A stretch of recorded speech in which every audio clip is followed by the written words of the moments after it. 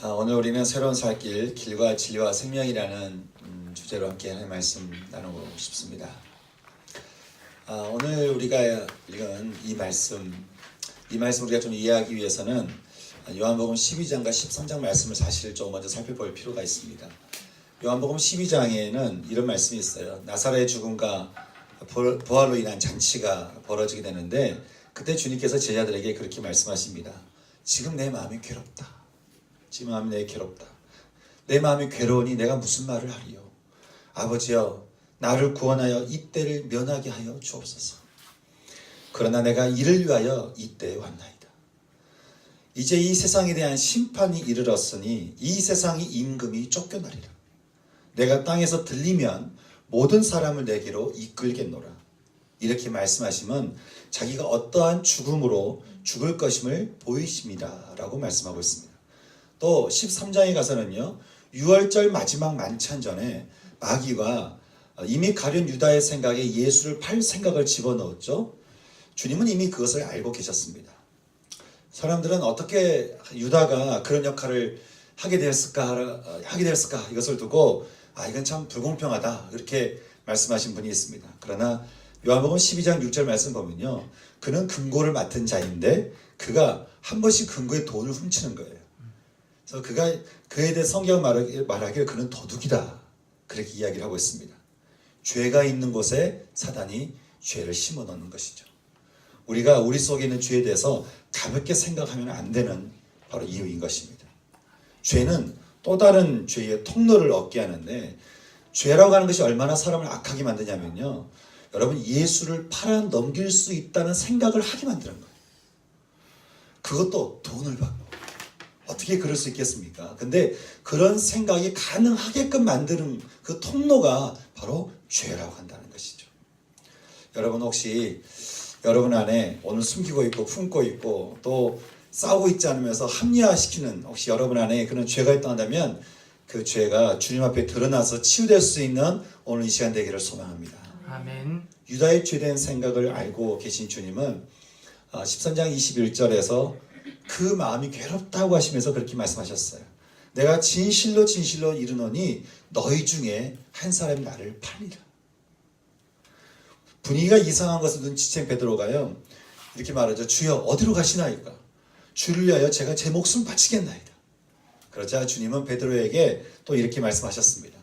내가 진실로 너에게 말하는데 닭이 울기 전에 너가 나를 3번 부인하리라. 뭔가 이상했습니다. 꼭 어디를 그렇게 가시려고 하는 것 같고, 한 번도 생각하지 않는 그 예수님의 죽음을 말씀하시는 게 뭔가 이상한 거예요. 여러분, 주님과요 이미 한 몸과 같이 된 그런 제자들이었습니다. 그런데 예수님이 꼭 부지하실 것 같은 이 말씀을 계속 하시니까, 여러분, 주님의 말씀을 듣고 있는 제자들의 마음이 어땠을까요? 그냥 사랑하는 사이가 아니고요, 그냥 사랑과 존경과 뭔가 경외심을 넘어선 분이 예수님이었어요. 그냥 다 넘어섰어요. 근데 그런 분이 나를 떠날 수 있다는 거예요. 한 번도 생각해 보지 않았던 예수님의 부재 앞에 제자들은 근심하기 시작합니다. 여러분, 혹시 여러분 삶에 예수님이 여러분을 떠나신다고 한다면, 부재하신다고 한다면 어떨 것 같습니까? 배울 것 같아요. 우리는 새로운 살 길 그리스도에 대한 말씀을 함께 나누고 있습니다. 주님이 어떤 분이라고 말씀하셨죠? 주님은 생명의 떡이요, 세상의 빛이요, 양의 우리요, 선한 목자요, 또 부활이라고 우리에게 말씀하셨습니다. 그러면 여러분, 그 주님이 우리 안에서 부지하시면 우리는 어떻게 된다는 거예요? 우리는 생명의 떡을 먹는 게 아니라 고통의 떡을 먹고, 욕심의 떡을 먹고, 정욕의 떡을 먹고, 돈의 떡을 먹고, 생명의 떡을 먹고, 명예의 떡을 먹는 거예요. 그 터져버린 웅덩이, 먹어도 그 배고픈 떡을 먹을 수밖에 없는 존재가 우리가 된다는 것이죠. 그리고 세상의 빛이 아니라 양의 우리가 아닌 어둠의 우리 속에서 보이지 않는, 우리를 멸망시키는 그 영적인 사냥꾼들, 그 사꾼들에게 우리는 계속 속으면서 우리는 살게 된다는 거예요. 저는 예수님의 부재에 대해서 크게 한번 2번 경험한 적이 있습니다. 제가 처음 예수님을 영접했을 때요. 야, 예수님의 존재가 이런 거구나. 예수님을 믿는다라는 게 이런 거구나. 그때 제가 참 그렇게 깨달았던 것 같아요. 근데 그렇게 깨닫고 참 좋긴 한데 그 예수님을 제가 전적으로 신뢰하지는 않았던 것 같아요.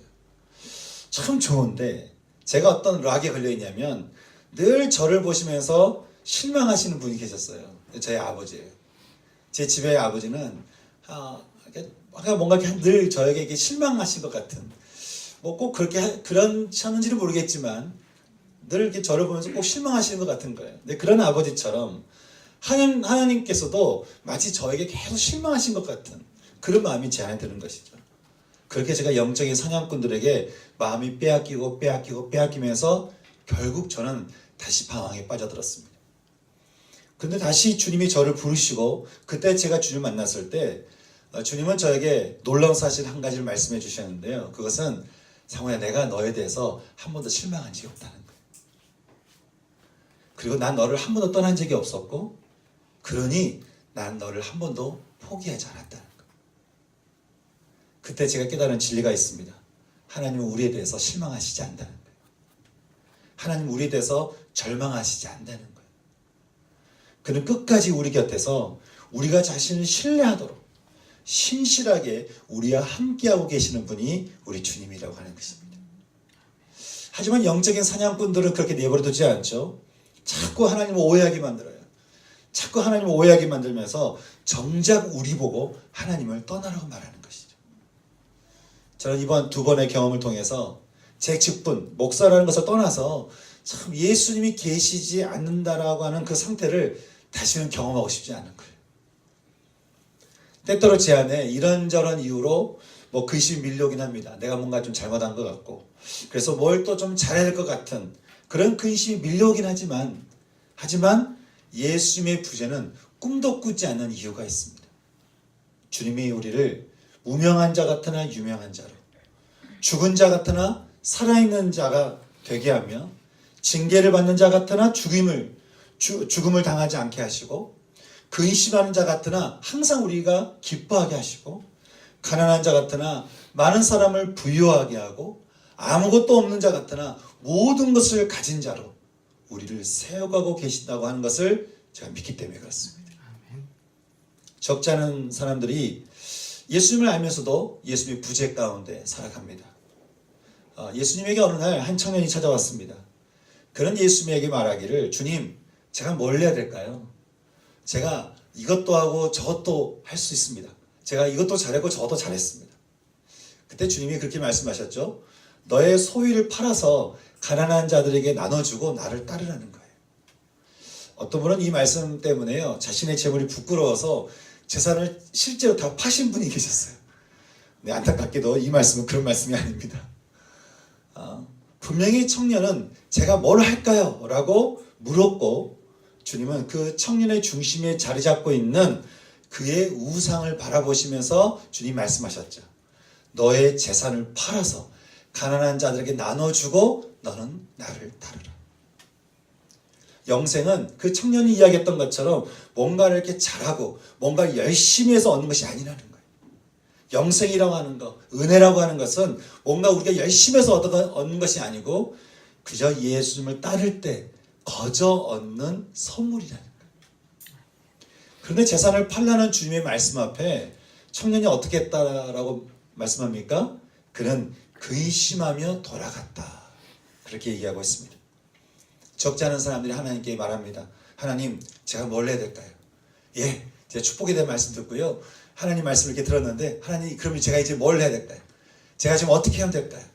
아니, 어떻게 해야 제가 착하게 살 수 있을까요? 어떻게 하면 제가 좀 괜찮은 사람 될 수 있을까요? 하나님, 제가 좀 어떻게 하면 정말 주님 말씀하신 대로 제가 의로운 삶을 살 수 있을까요?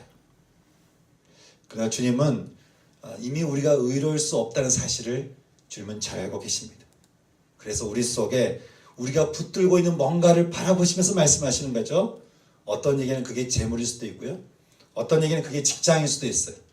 어떤 얘기는 어떤 사람일 수도 있어요. 아니면 나 자신일 수도 있습니다.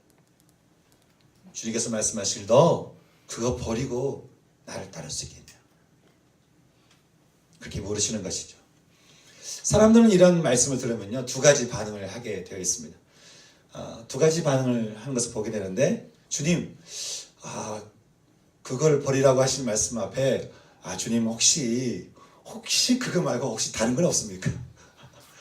그거 버리는 거, 그건 조금 어려운 것 같은데 혹시 그거 말고 다른 건 없습니까? 제가 뭐 다른 거 혹시 할 게 없을까요? 아니면 내가 붙드는 걸 버릴 수가 없어서 근심하고 돌아가는 것입니다.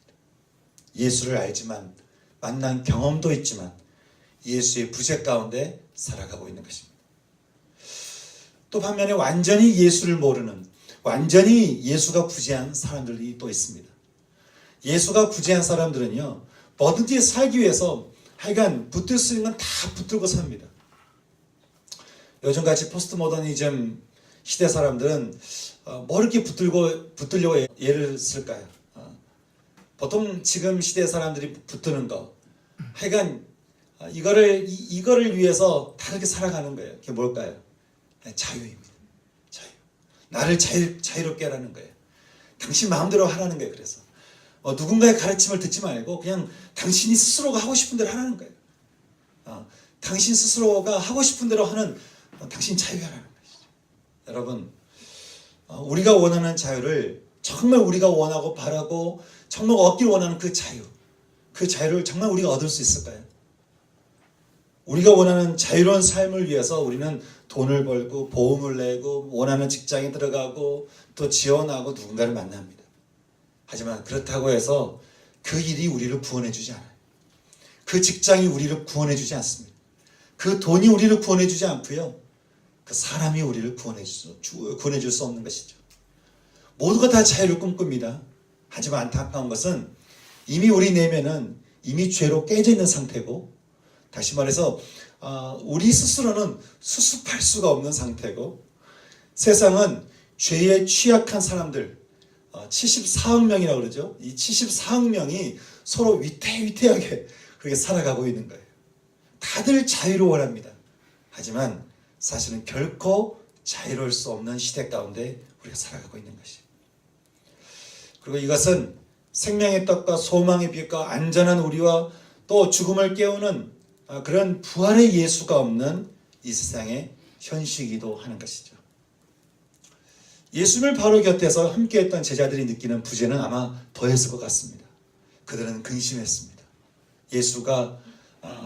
예수님이 부재할 수 있다라고 하는, 예수님이 우리 가운데 계시지 않을 수 있다라고 하는 이 말에 그들은 근심하기 시작했어요.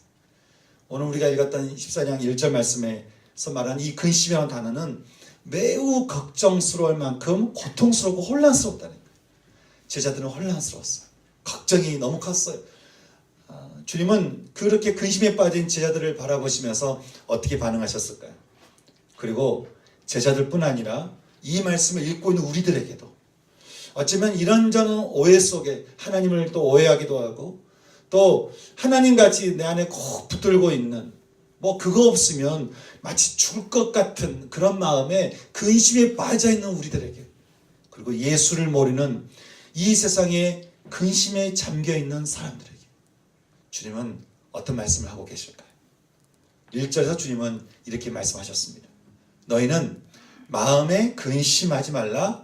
하나님을 믿으니 또 나를 믿으라. 이 말을요, 원어적으로 풀면 이렇습니다. 너희는 마음에 근심하지 마라. 하나님을 믿고 또 나를 믿어라. 하나님 믿으니 나를 믿어라. 그 말은 하나님을 믿고 또 나를 믿어라. 여러분, 주님은 왜 자신을 믿으라고 그렇게 말씀하셨을까요? 나를 믿어라. 근심에 빠진 너희들이여 나를 믿어라. 주님은 왜 그렇게 말씀하셨을까요? 그 이유에 대해서 우리는 2절과 3절 말씀 통해 살펴볼 수 있는데, 2절과 3절 말씀 함께 읽어보겠습니다. 같이 읽을까요? 자, 시작. 내 아버지 집에 거할 곳이 많도다. 그렇지 않으면 너희에게 일렀으리라. 내가 너희를 위하여 거처를 예비하러 가노니 가서 너희를 위하여 거처를 예비하면 내가 다시 와서 너희를 내게로 영접하여 나 있는 곳에 너희도 있게 하리라. 아멘. 주님은 너희를 위한 아버지의 집에 내가 거처를 마련하러 가는데 그 거처를 예비하면 다시 와서 너희를 영접하여 함께 아버지의 집에 있게 하기 위해서라는 거예요. 이렇게 이것을 위해서 주님이 가신다라고 하는 것이죠. 지금 내가 너희를 떠나는 것은 마치 내가 없는 것 같고 마치 내가 존재하지 않는 것 같지만 그것이 아니라 사실 내가 지금 하려고 하는 것은 아버지의 집에서 너희의 거처를 예비하기 위함이다. 우리는 이 주님의 말씀에서요, 세 가지 질문을 한번 던져볼 수 있습니다. 왜 아버지 집인가라고 하는 거예요. 왜 갑자기 아버지 집을 말씀하셨을까? 왜 아버지 집인가? 둘째는 그 아버지의 집에 거처를 예비하신다라고 하는 이 말씀은 어떤 의미를 가지고 있는가? 그리고 세 번째는 그 아버지의 집이 제자들과 우리들의 근심에 주는 그 영향은 뭔가라고 하는 것이에요. 여러분, 왜 아버지의 집일까요? 여러분, 아버지의 집은 어떤 집일 것 같습니까? 하나님 아버지의 집. 어떤 집일 것 같습니까? 우리는 이사야 11장에서 아버지의 집, 그 창문에서 이렇게 비치는 그런 그림자를 잠시 우리가 좀 살펴볼 수 있는데요. 그 모습이 이렇습니다. 이리와 양이 함께 살고 표범과 염소가 함께 눕고 송아지와 사자 새끼가 함께 먹으며 어린이들이 그것을 돌본다는 거예요. 암소와 곰이 함께 먹고 그 새끼들이 함께 눕고 사자가 소초른 풀을 먹으며 젖먹이가 독사 곁에서 노는데 아이들이 독사굴에 손을 넣어도 해가 없는 곳이라고 말씀하는 거예요. 그러면서 말하기를 하나님의 이 거룩한 산, 하나님의 이 거룩한 곳, 이 시온에는 해로운 것도 없고 악한 것이 아무것도 없을 것이며 이는 물이 바다를 덮음같이 여호와를 아는 지식이 충만하다라고 말씀하는 것이죠. 여러분, 이 말씀을 들으면서 혹시 좀 특이한 점을 보셨습니까? 이리와 양, 표범과 염소, 송아지와 사자, 그리고 암소와 곰, 아이들과 독사. 어떤 관계예요? 이거는 뭐 함께 할 수 없는 관계죠. 그런데 여러분, 그럼에도 불구하고 그런 관계라고 할지라도 어떤 관계에도 어떤 해로운 것도 없고 모든 관계 속에 어떤 악한 것도 없는 그런 아무것도 없는 그런 세상. 어떠한 의도라든지 어떤 악함이나 속임이나 가시조차 존재하지 않는 세상.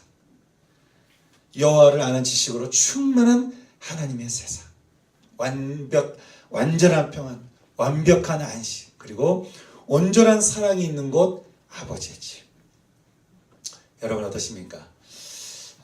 이런 집이 주어진다면 여러분 들어가시겠습니까? 아멘. 하나님께서 주님께서 말씀하시기를 아버지의 집을 말씀하신 이유는 이런 집이 있다는 거예요. 이런 집이 있다는 거예요. 지금 우리가 살고 있는 세상 이게 전부가 아니라는 거예요.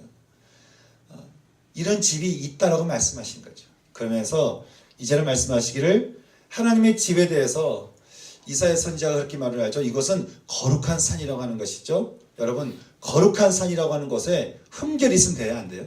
안 되죠. 완전한 집이기 때문에 거기는 어떠한 죄도 있어서는 안 되는 것이죠. 그럼 여러분, 이 집에 들어갈 수 있는 사람은 어떤 사람이 들어갈 수 있겠습니까? 깨끗한 사람, 거룩한 사람. 그런데 성경은 말합니다. 의인은 없나니 하나도 없으며.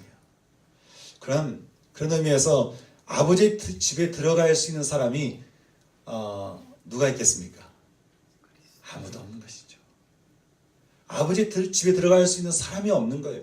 의인만 들어갈 수 있는 집인데 의인이 없어요. 이 세상에 의인이 없어요. 다 죄인이에요.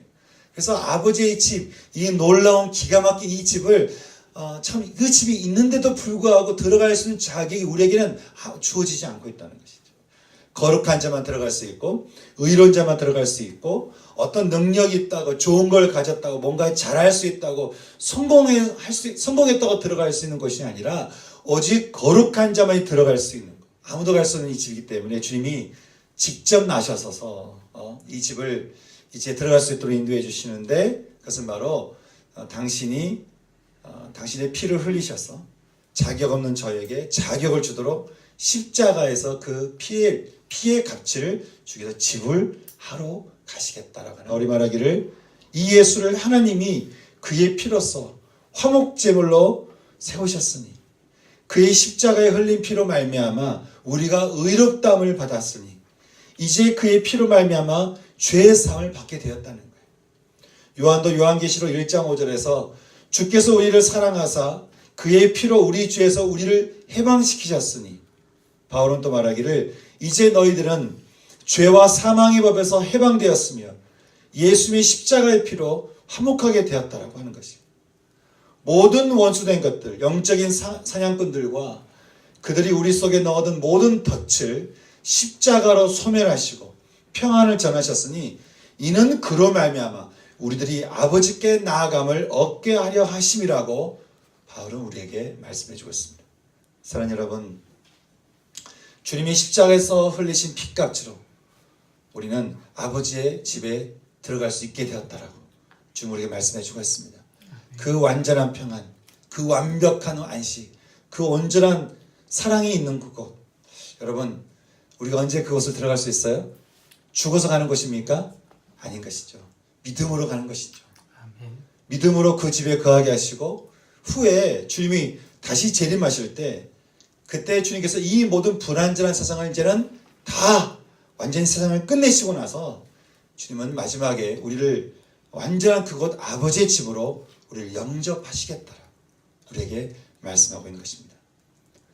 사랑하는 여러분, 저는 죄에 갇힌 우리를 위해서 피 흘리시고 죽으신 우리 주 예수 그리스도를 믿음으로 말미암아서 저는 저와 여러분 모두가 다 영원한 이 안식의 아버지의 집, 그 아버지의 집으로 다 모두가 다 들어갈 수 있는 그런 은혜가 있기를 주님의 이름으로 축원합니다. 아멘. 아버지의 집과 주님이 예비하신 거처를 우리가 이야기되면 우리는 이 말씀이 왜 근심에 빠진 우리들에게 참 복음이 되는지를 우리는 깨닫게 되는 것이죠. 그런데 주님은 이 거처를 말씀하시면서 문득 제자들에게 이렇게 말씀하셨습니다. 내가 어디로 가는지 그 길을 너희가 아느니라. 너희가 아느니라. 주께서 이렇게 말씀하신 것은요.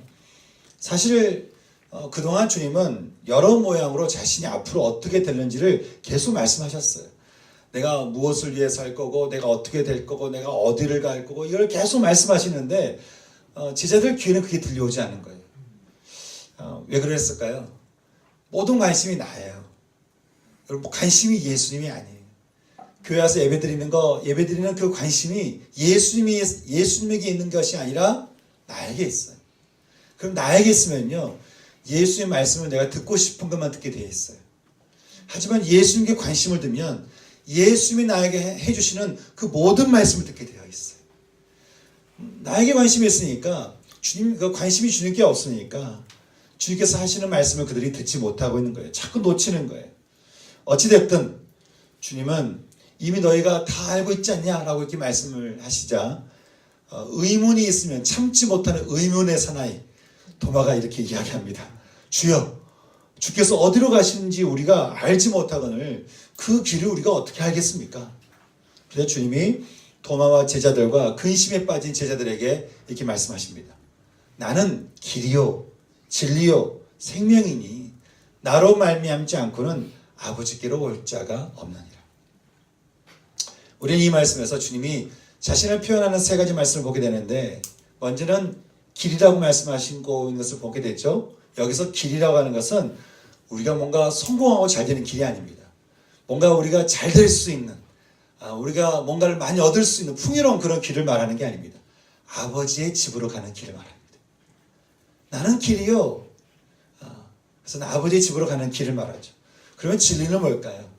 진리는 그 아버지의 집으로 가는 길을 알려주는 지혜를 말합니다. 그 길을 알려주는 지혜를 말하는 것이죠.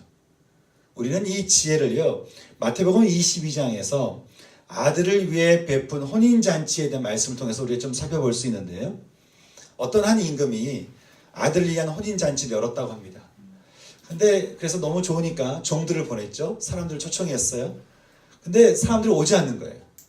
다들 이유를 댔어요. 뭐 내가 사업 때문에 내가 내 일이 바빠서 각자 이유 때문에 오지 않는 것이에요. 그러니까 이 임금이 이제는 그 종들에게 말하기를 야 그러지 말고 큰 길거리에 가서 만나는 사람을 다 데리고 와. 모든 사람을 다 데리고 오라는 거예요. 그렇게 해서 손님들이 꽉 차니 그 잔치가 손님들로 가득 찼다. 성경은 그렇게 말씀합니다. 근데 문제가 생겼어요. 잔치에 참여한 사람 중에 예복을 입지 않고 들어온 사람이 있는 거예요. 당시 혼인잔치는요, 예복을 다 줍니다. 예복을 미리 주기 때문에 들어올 때는 다 그것을 입고 들어오게 되어 있어요. 그런데 어떤 누군가 보니까 예복을 입지 않고 이 자리가 어떤 자리인지 모르고 그냥 오라니까 그냥 와서 앉아 있는 것이죠. 그냥 무시하고 들어온 거예요. 그러니까 임금이 말하기를 그 사람에게, 친구야, 어찌하여 예복을 입지 않고 여기 들어왔느냐. 그러면서 아무 말도 하지 못하는 그 사람에게서 말하기를, 사원에게 명령하는 것이죠. 저 사람의 손발을 묶어서 바깥 어두운 데서 내던져라. 그는 거기서 슬피 울며 이를 갈게 되리라. 주님 말씀하시기를, 이렇게 청함을 받은 자는 많은데 택함을 입은 자가 너무 적다는 거예요. 주님은 모든 이들이 아버지의 집으로 오기를 원하시고 모든 이들에게 이 초대장을 던지셨습니다. 그런데 택함을 받은 자는 너무 적다는 거예요. 여러분, 이 길거리에서 참 임금이 주었던 그 택함 받는 조건을 주었던 게 뭐였죠? 예복이었어요. 그러면 주님이 아버지 집으로 들어가기 위해서 우리에게 주시는, 우리가 입어야 되는 예복은 뭘까요? 로마서 1장 17절에서 바울은 말하기를, 복음에는 하나님의 의가 나타나서 믿음으로 믿음에 이르게 하나니 기록된 바 오직 의인은 믿음으로 말미암아 살리라. 그렇게 우리에게 말씀해 주고 있습니다. 바로 의라고 하는 예복인 것이. 의라고 하는 예복. 우리는 죄가 있죠. 하지만 하나님은 의로우신 분이시죠. 완전한 거룩함, 완전한 깨끗함, 정결함, 그 의가 주님에게 있으시죠. 그 주님의 그 의라고 하는 그 예복을 우리가 입어야 된다고 하는 것이. 놀랍게도 주님은 우리에게 아버지의 집으로 가기 위해서 요구하시는 것이 이거밖에 없었어요. 우리가 분명 우리 죄된 모습이 있고요. 우리는 뭐 이런저런 것이, 우리 이런 죄가 많잖아요. 우리는 말씀을 알면 알수록 그 율법을 통해서 우리가 얼마나 죄인인 것을 깨닫게 됩니다. 내가 참 죄인이구나. 내가 참 죄인이구나. 제가 처음 상담을 공부했을 때 제 속에 있는 굉장히 역기능적인 모습을 많이 보는 거예요. 내가 도저히 내가 정상인처럼 안 보이는 거예요.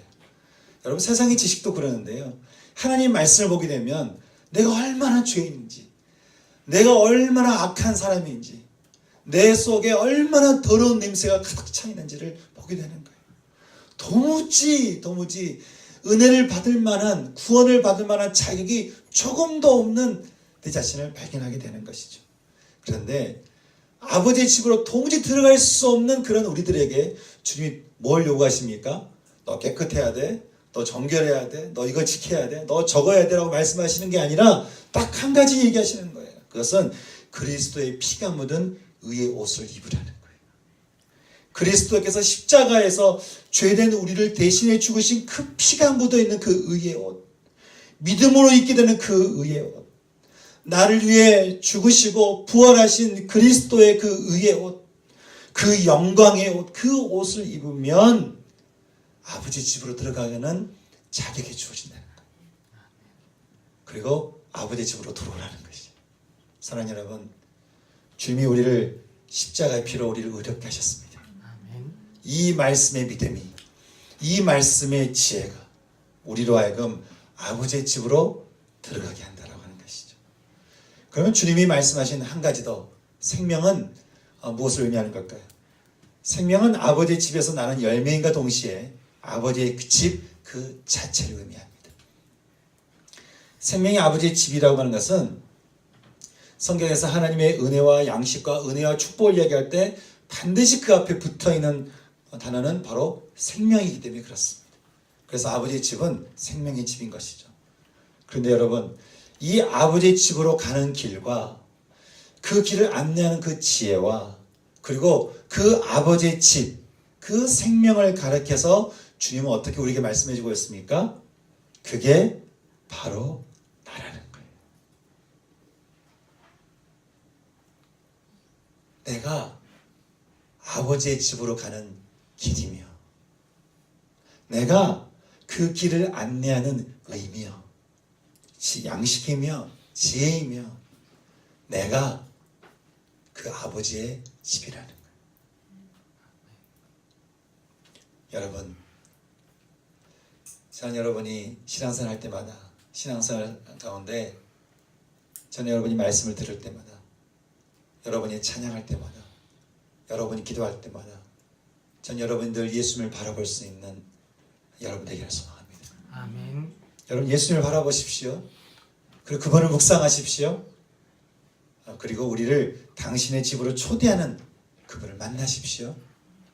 주님이 여러분을 아버지의 집으로 가는 길이 되어주시고 그 집으로 들어가는 자격이 되어주시고 또 동시에 아버지의 집에 거주하게 하시는 은혜를 주신다라고 우리에게 말씀을 해주고 있습니다. 여러분, 이것처럼 우리를 살리게 할 새로운 살 길이 되는 말씀이 또 어디 있겠습니까? 이 말씀처럼 근심에 빠진 우리 인생에 주는 복음이 어디 있겠습니까? 제자들에게 전해진 이 복음이 저는 오늘 이 자리에 우리에게 주시는 이 말씀 가운데 하나님, 내 이 말씀을 제가 품겠습니다. 하나님, 이 말씀을 제가 믿음으로 취하겠습니다. 하나님, 제 이 말씀 가운데 살겠습니다. 라고 고백하는 저는 여러분 가운데 충만 임하기를 주님의 이름으로 축복하는 것입니다. 주님은 우리의 길이 되십니다. 주님은 우리의 진리가 되십니다. 그리고 주님은 우리의 생명이십니다. 아버지의 집이십니다. 여러분, 아버지의 집에 그 믿음으로, 주님을 믿음으로 또 주님을 영접하심으로 주님과 함께 아버지의 집에 들어가지 않으시겠습니까? 여러분이 어디 있든 상관없어요. 집에 있어도 여러분의 집이든 여러분의 직장이든 길거리든 주님이 언제나 우리를 초청하시는 것은 아버지의 집인 것이죠. 주님께서 그 아버지의 집의 예표를 우리에게 주신 게 뭘까요? 그게 교회인 것이에요. 지난 시간 함께 우리가 교회를 나눴는데 그게 교회인 것이죠. 그래서 교회는 너무 중요해요. 그래서 교회는 너무 소중해요. 하나님께서 그 집의 예표를 우리에게 주시는 선물이기 때문에 그렇습니다. 저는 아버지의 집을 사모하시고 또 아버지의 집을 소망하시고 그리고 늘 아버지 집에 거하시면서 늘 주님과 함께 동행하며 살아갈 수 있는 길과 진리와 생명 되시는 주님과 함께 참 소망 인생을 살아갈 수 있는 전 저와 여러분의 인생 되기를 주님의 이름으로 축원합니다. 아멘. 함께 우리가 말씀 가지고 우리가 기도하고 싶습니다.